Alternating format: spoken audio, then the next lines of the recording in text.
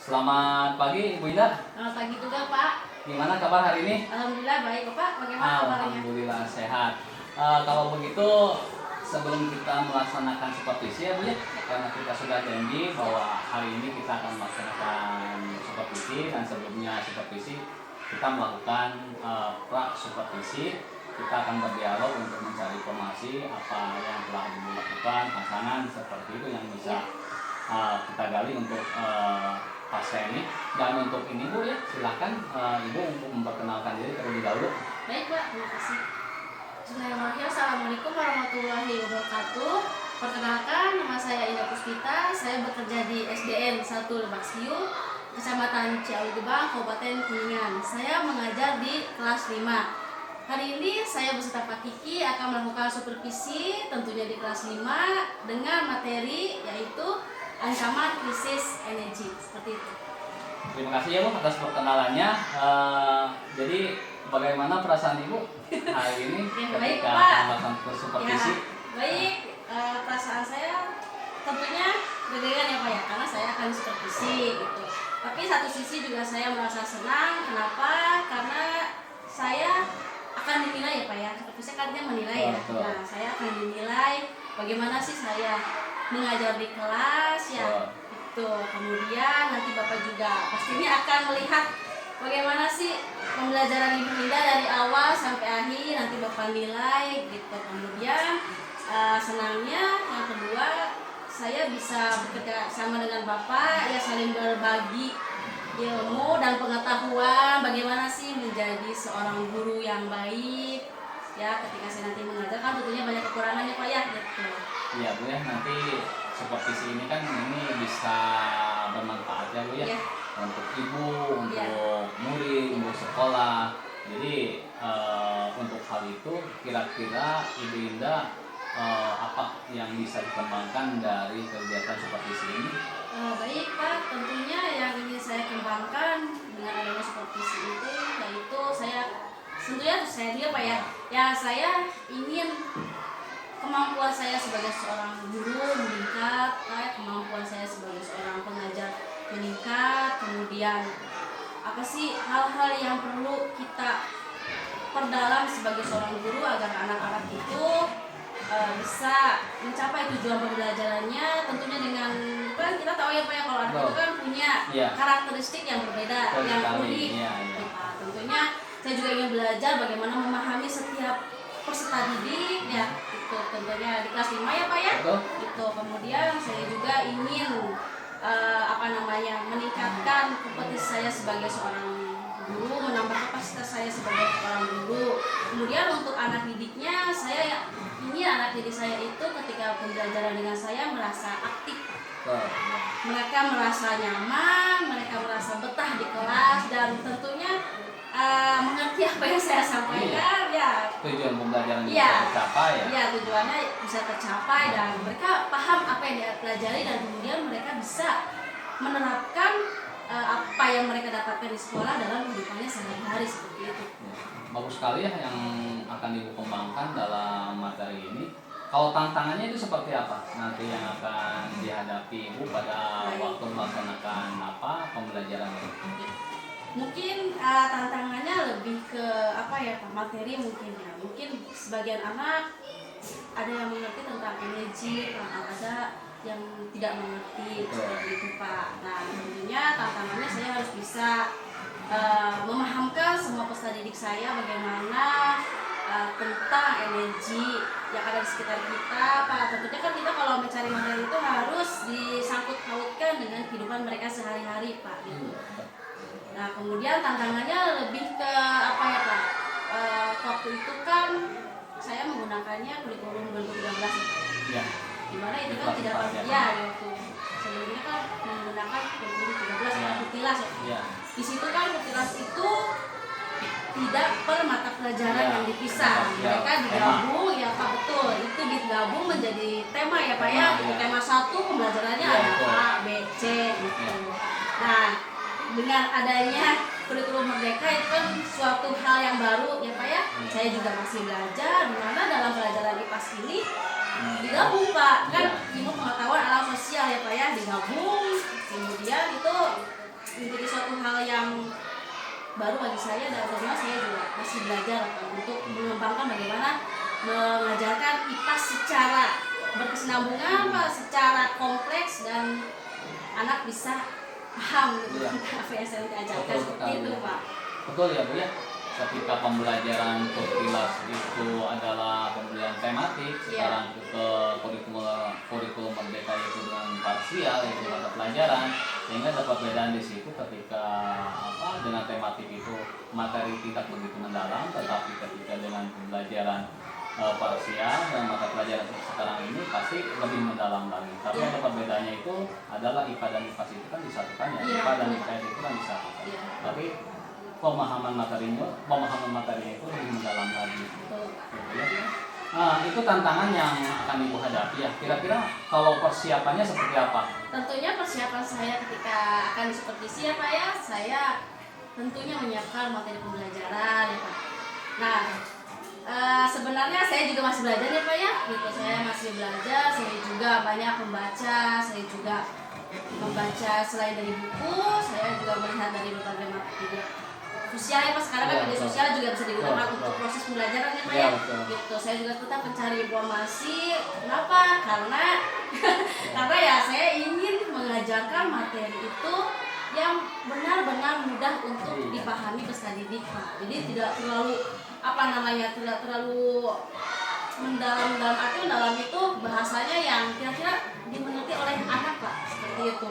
Nah, jadi saya juga mempelajari bagaimana menyampaikan suatu materi pembelajaran, terutama dari energi kan mungkin anak itu ada yang ada yang udah terbiasa, ya ada yang mungkin belum mengetahui apa sih krisis energi itu Pak, gitu. Jadi saya terus mencari informasi, menggali materi agar saya mudah mengajarkan kepada anak, dan tentunya penunjang lainnya yaitu media pembelajaran Pak. Nah, saya juga menggunakan berbagai media pembelajaran ya.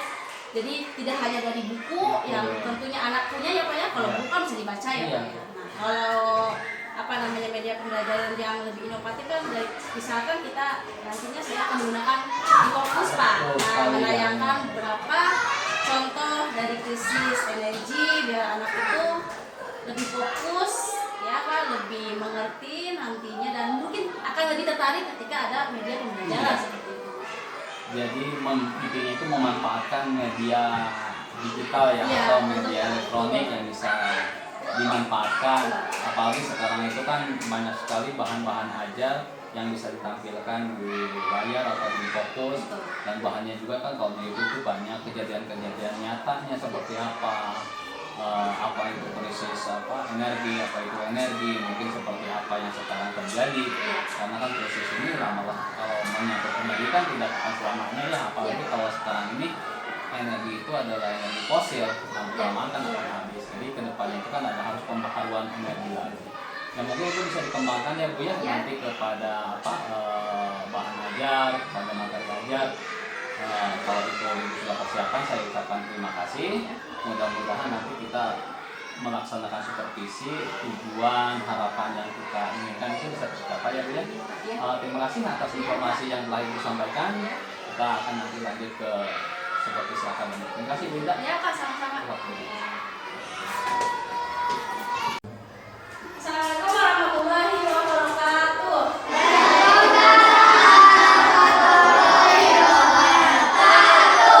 Selamat pagi anak-anak. Sekali lagi, selamat pagi anak-anak.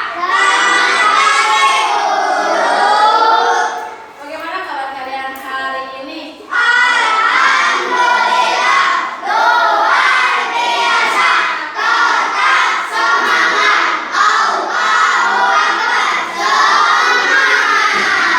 Semangat untuk belajar? Sekali lagi, semangat untuk belajar? Nah, sebelum memulai kegiatan pembelajaran pada hari ini, alhamdulillah kita berdoa terlebih dahulu. Karena apa? Karena ketika kita melakukan segala kegiatan ya dalam sehari-hari, kita harus mengawalinya dengan berdoa. Mungkin ya. Baik, semuanya yang siap? Ya, yang rapi, yang tangan berdoa. Sebelum melaksanakan pembelajaran, saya kita laksanakan berdoa.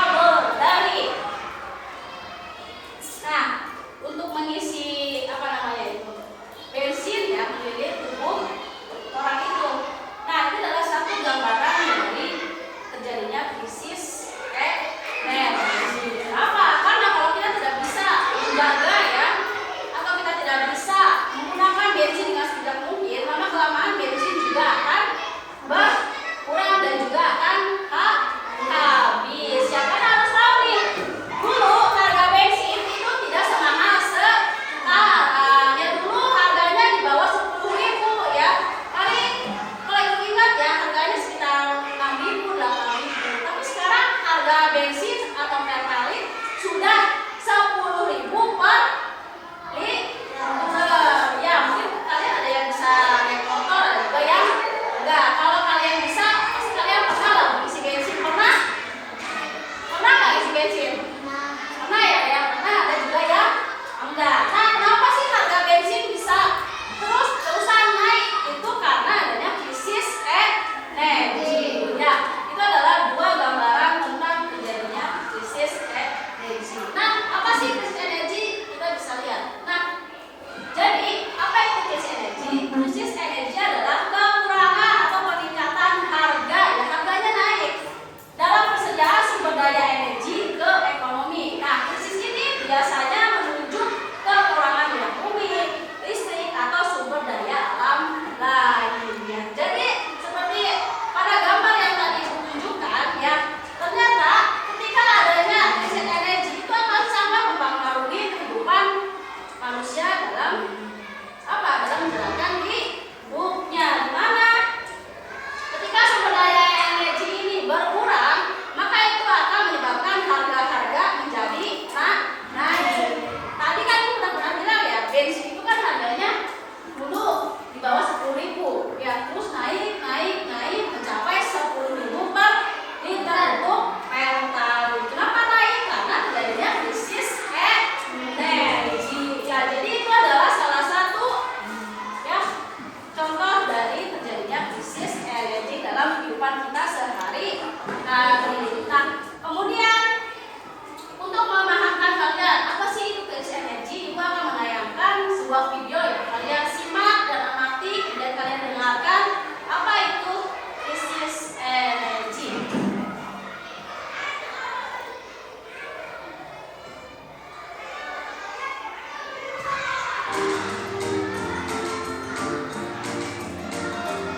Ini jelas?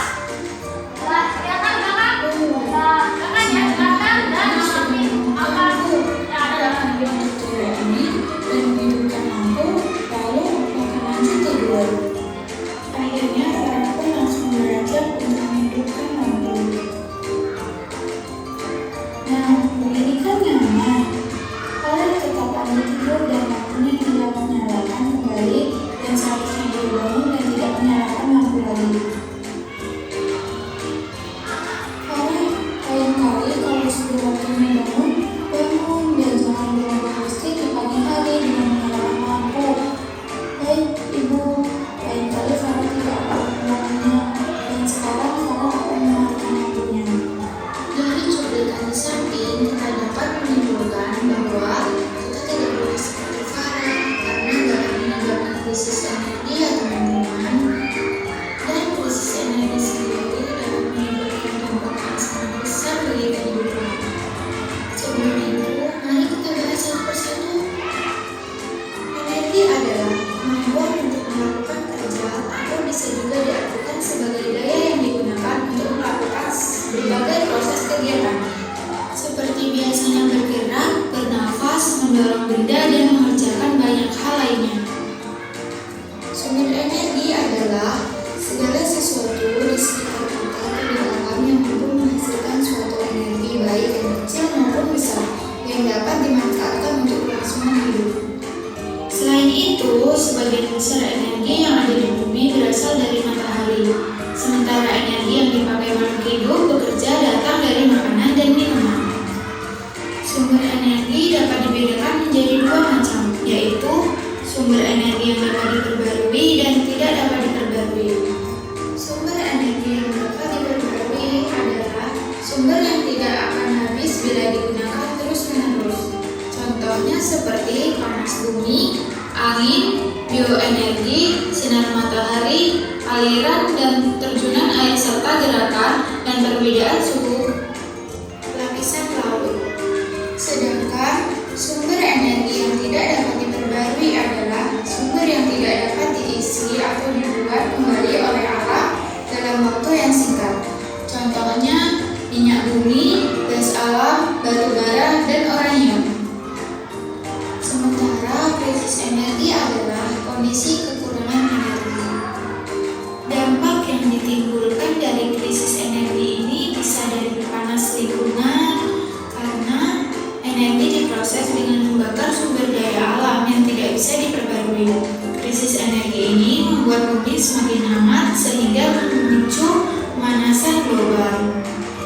Kemudian dari segi kesehatan, emisi gas memenuhi oksigen membuat udara yang kita hirup menjadi kurang sehat, yang akan berdampak pada sistem pernapasan. Selanjutnya, krisis energi juga memicu naiknya harga, karena semakin tinggi penggunaan energi, maka biaya produksi energi juga semakin naik. Kemudian, krisis energi sendiri bisa dilihat dari konsumsi energi yang berlebih.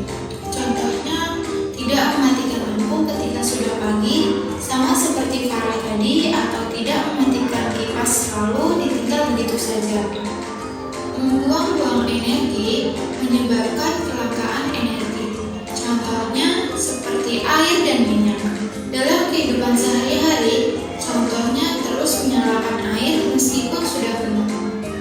Kemudian dari bencana alam seperti banjir, gunung meletus, dan gempa bumi dapat mengakibatkan kelangkaan persediaan energi. Contoh krisis energi yaitu krisis listrik, krisis bahan bakar fosil, dan krisis air. Maka dari itu perlu adanya tindakan penghematan energi guna mengurangi jumlah energi yang digunakan. Seperti mematikan alat elektronik yang tidak digunakan dan mengurangi penggunaan kendaraan pribadi. Sebagai gantinya, gunakan kendaraan umum seperti bus, kereta, atau angkutan. Kemudian memanfaatkan matahari karena matahari bisa membantu mengurangi penggunaan lampu dengan membuat sinarnya masuk ke dalam rumah. Selain perlunya tindakan penghematan energi, penting juga adanya energi alternatif. Contoh sumber energi alternatif yaitu seperti matahari, karena dengan menggunakan sel surya, energi matahari dapat diubah menjadi energi listrik. Tak hanya matahari, angin juga sebagai energi alam yang dimanfaatkan untuk menggerakkan tubing pembangkit listrik. Kemudian ada hydropower, yaitu energi listrik yang dihasilkan dari kekuatan air yang dibuat dengan cara membendung air sungai. Selanjutnya ada namanya biomasa. Biomasa adalah massa tumbuhan dan kotoran hewan yang diolah sehingga menjadi sebuah gas. Selanjutnya ada biofuel, yaitu energi yang berasal dari bahan-bahan nabati seperti minyak bumi, tanaman jarak, jagung, dan lain-lain. Selanjutnya ada biodiesel. Biodiesel adalah energi yang berasal dari tumbuhan dan lemak binatang. Ini bisa digunakan secara murni atau campuran untuk mengganti bahan bakar fosil. Dan yang terakhir melalui gelombang air laut. Energi yang digunakan dari gelombang air laut dapat dimanfaatkan sebagai pembangkit listrik.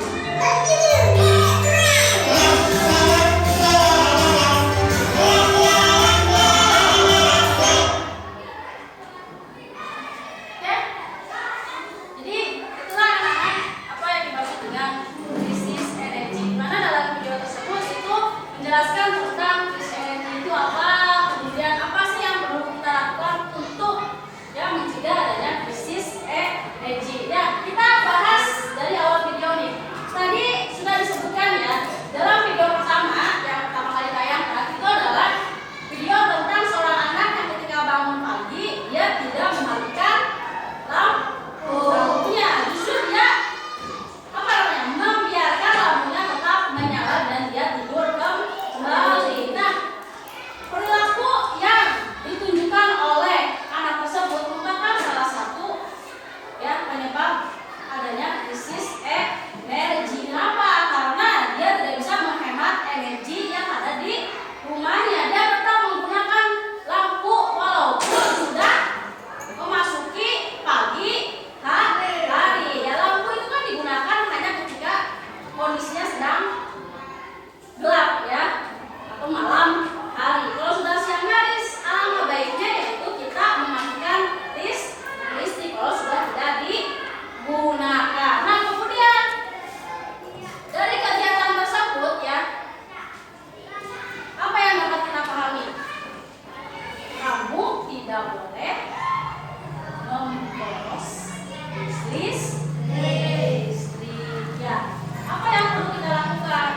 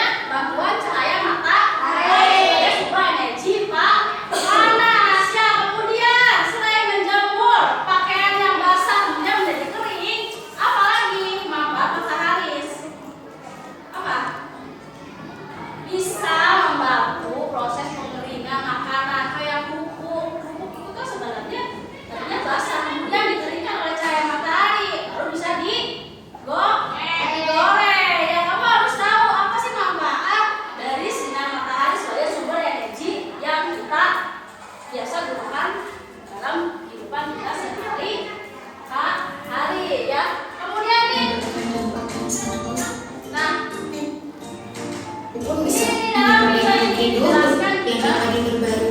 Sumber energi yang tidak dapat diperlukan. Nah, energi itu dibagi menjadi dua ya. Ini kelihatan nggak?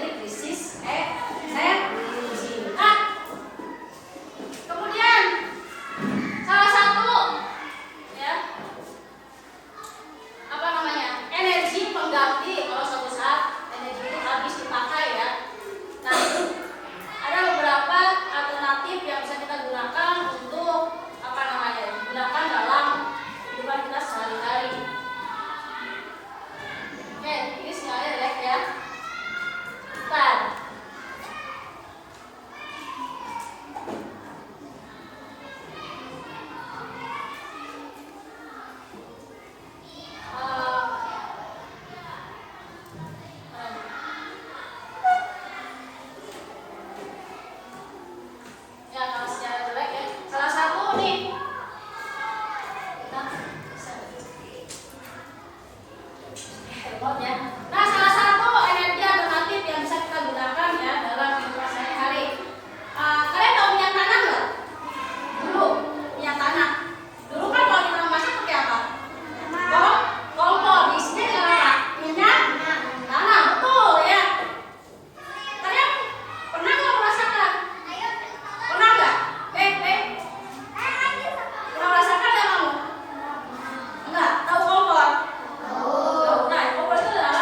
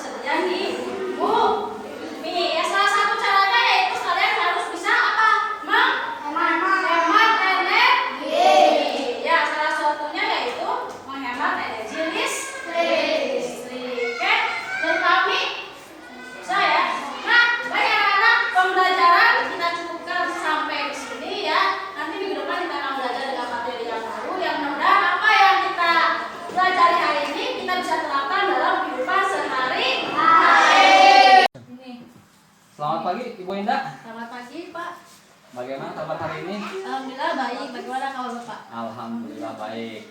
Kemarin Ibu telah melaksanakan pembelajaran ya Bu ya? Betul.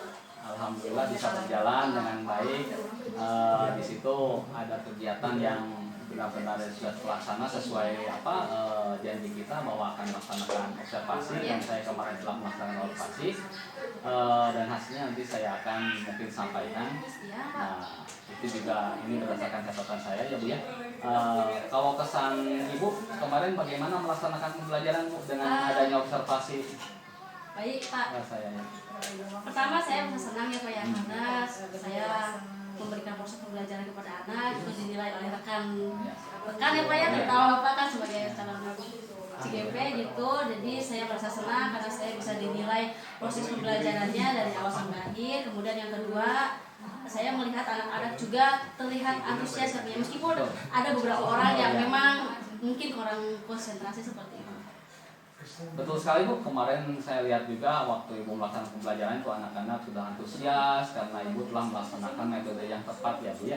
Ketika pembelajaran IPAS dengan materi teoresis energi, dengan menggunakan alat peraga, dengan media pembelajaran, dengan diskusi itu akan terlihat bahwa anak-anak itu cukup antusias dalam mengikuti pembelajaran yang Ibu laksanakan Bu.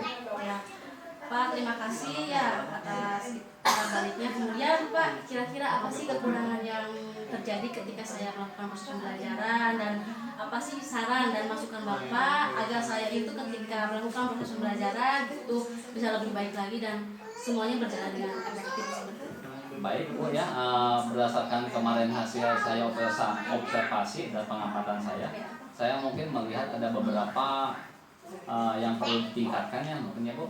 Terutama yang pertama itu yang saya catat itu yaitu ketika melaksanakan doa ya Bu ya.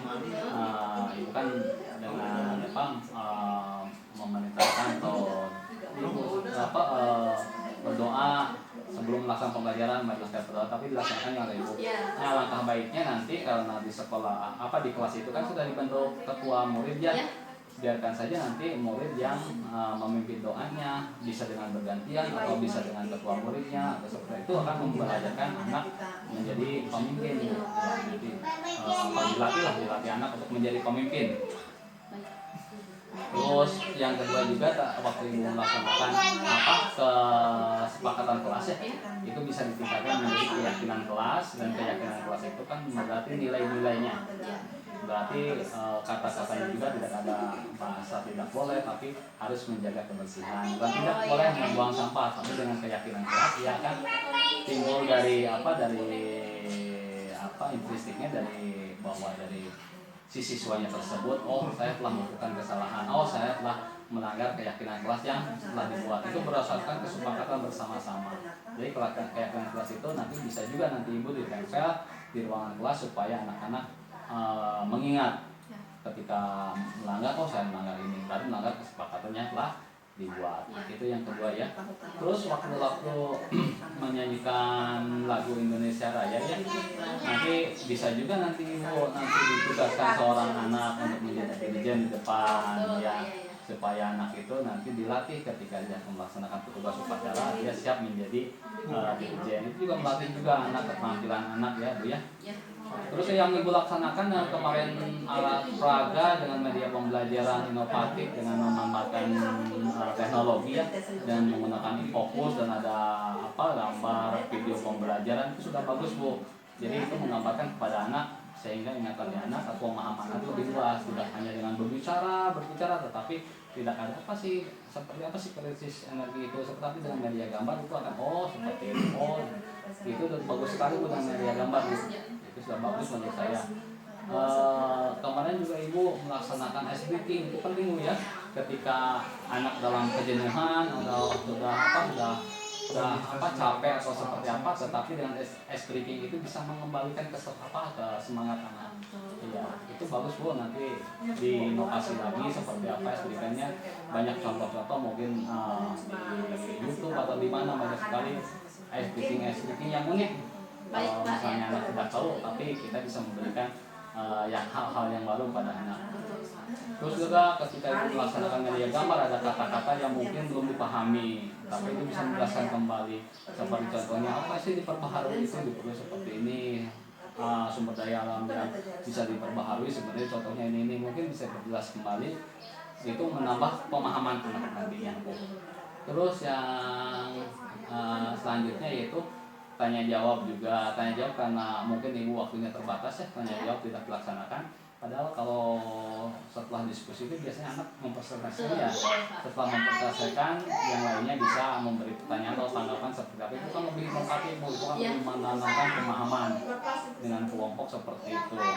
Terus evaluasi juga kemarin karena waktunya ini terbatas. Evaluasi ketika setelah pembelajaran dilaksanakan, mungkin ibu bisa melaksanakan evaluasi supaya apa? Supaya kita mengetahui sampai sejauh mana tujuan pembelajaran yang sudah tercapai. Misalnya nanti dari sekian anak yang nilainya bagus atau cukup itu sekian, berarti pembelajaran kita disebut sukses atau tidak, seperti itu dari evaluasi. Bisa saja dengan tanya jawab juga boleh, dengan nanti evaluasi dengan KPD boleh, dengan nanti pertanyaan seperti apa juga boleh. Itu ya Bu ya. Tadi juga sudah terlihat ibu cukup aktif memberikan arahan kepada siswa tentang diskusi, seperti nanti diskusinya seperti ini, silakan kalian seperti itu selalu memberikan arahan kepada anak ya Bu ya. Terus dengan pembelajaran berdiferensiasi juga sudah muncul Bu, tadi ada konten, itu gambarkan dari konten, ada produknya tadi kemarin tuh ibu hasil produk hasil kelompoknya itu, 12 kelompoknya itu saya katakan itu bukan hasil produk. Itu mungkin ibu yang saya catat ya, mungkin bisa ada tambahan yang selanjutnya nanti kita bisa share lagi. Itu yang bisa saya ini. Baik Pak, terima kasih atas umpan balik yang Bapak telah berikan kepada saya.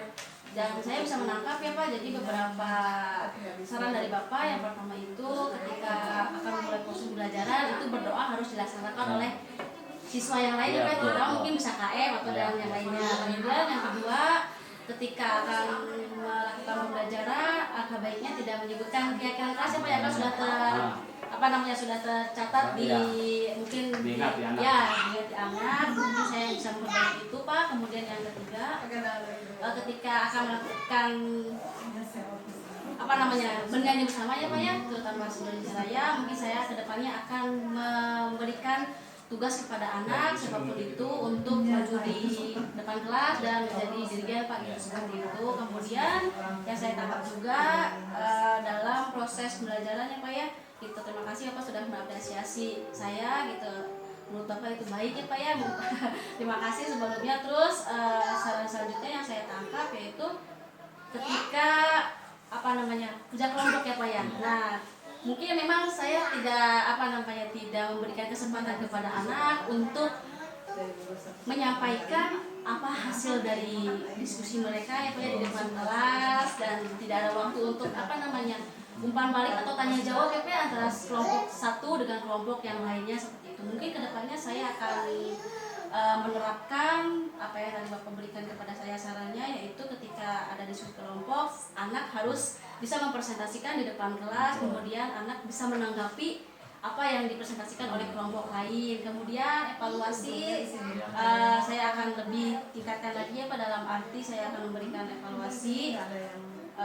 Kemudian saya juga akan melihat bagaimana hasilnya, kemudian saya juga nanti melihat hasilnya bagaimana sih, apakah memang pembelajaran yang saya laksanakan sudah berjalan dengan efektif atau mungkin nilainya kurang, berarti itu artinya saya belum bisa melaksanakan pembelajaran dengan efektif seperti itu Pak. Terima kasih Pak atas sarannya dan terima kasih atas apresiasinya Pak. Ya, yang mungkin itu catatan-catatan dari saya, dan mudah-mudahan ibu juga mungkin mencoba untuk memperbaikinya ya Bu ya. Iya, Pak. Kalau boleh saya tahu itu kira-kira kapan ya Bu untuk bisa memperbaikinya atau menambahkan hal-hal yang tadi saya sampaikan seperti itu. Nah, Bapak semenjak sudah melakukan supervisi di akhir pembelajaran Pak ya, itu saya juga melihat dan mengamati bagaimana proses pembelajaran. Dari situ saya merasa itu belum maksimal ya Pak ya. Jadi dari situ saya meluangkan waktu untuk merefleksikan diri saya dalam arti apa sih yang kurang seperti itu Pak. Kemudian apalagi sekarang Bapak memberikan saran kepada saya harus seperti apa ke depannya, jadi saya akan terus belajar Pak. Terima kasih Bu ya. Ya. Mudah-mudahan pembelajaran selanjutnya itu bisa lebih efektif, lebih baik Ya, lagi Pak. itu. sehingga anak-anak lebih merasa terpuaskan dan selalu menyenangkan bagi anak-anak seperti itu ya Bu ya. Ya Bapak. Terima kasih Ibu telah meluangkan waktu untuk diobservasi dan mudah-mudahan bisa bermanfaat bagi kita semua ya Bu ya. Amin Pak. Saya juga terima kasih Bapak telah memberikan saran kepada saya. Mudah-mudahan saya bisa lebih baik lagi untuk Terima kasih sama-sama Bu ya. Iya Pak. Terima kasih.